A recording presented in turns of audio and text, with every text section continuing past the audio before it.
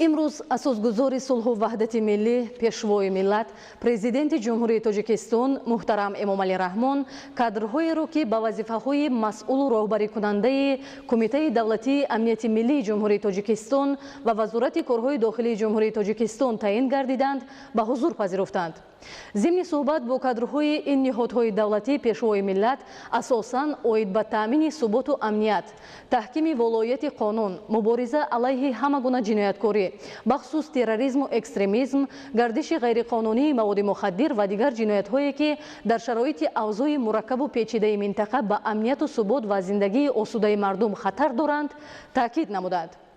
با قرارهای حکومت جمهوری تاجیکستان کمالزاده فرهاد واحد که تا امروز به حیث رئیس کمیته بخطری آذوقه‌باری نزد حکومت جمهوری تاجیکستان فعالیت می‌نمود، به وظیفه معاون یکم رئیس کمیته دولتی امنیت ملی جمهوری تاجیکستان و فیض‌الله‌زاده محمد سعید عبیدالله رئیس کمیته بخطری آذوقه‌باری نزد حکومت جمهوری تاجیکستان تعیین گردیدند.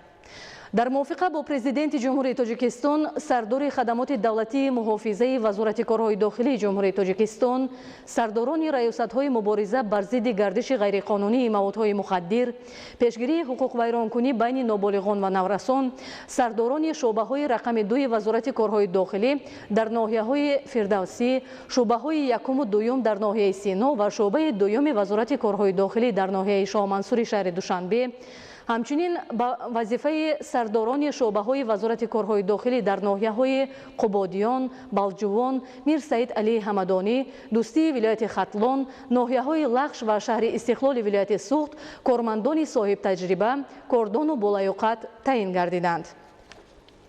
پیشوای ملت در راه رسیدن به هدفهای سازنده حکومت رشد استوار و تامین زندگی شایسته مردم به راهبران و مسئولین ساختارهای تامین کننده امنیت و ترتیبات سپارش‌های مشخص داده تاکید نمودند که تربیت کادرهای جوان و امیدبخش وظیفه اساسی هر یک راهبر به حساب می رود.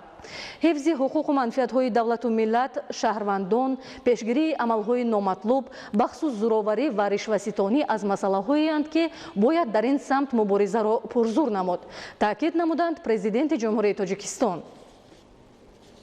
بیننده‌های عزیز، اکنون توجه شما را به فرمان‌های پرزیدنت جمهوری تاجیکستان جلب می‌نماییم.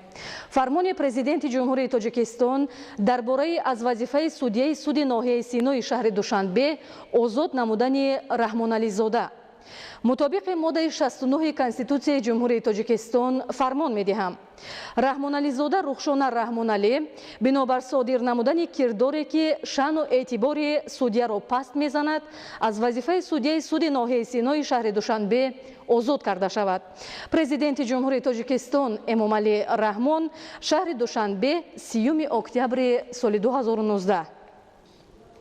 فرمان پرزیدنت جمهوری تاجیکستان درباره از وظیفه سودیه سود شهر بوستانی ولایت سوخت آزاد نمودن رحمت جان امیدجان مطابق ماده 69 کنستیتوسیای جمهوری تاجیکستان فرمان می‌دهم.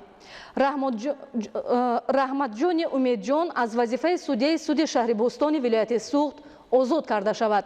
پرزیدنت جمهوری تاجیکستان امامعلی رحمان شهر دوشنبه 30 اکتبر سال 2019. قرار حکومت جمهوری تاجیکستان از 30 اکتبر سال 2019 درباره از وظیفه رئیس کمیته بخطری آذوقه‌باری نزد حکومت جمهوری تاجیکستان آزاد نمودن کمالزاده حکومت جمهوری تاجیکستان قرار می‌کند کمالزاده فرهاد واحد با سبب به کار دیگر گذاشتنش از وظیفه رئیس کمیته بخطری آذوقه‌باری نزد حکومت جمهوری تاجیکستان آزاد کرده شود. رئیس حکومت جمهوری تاجیکستان امامعلی رحمان.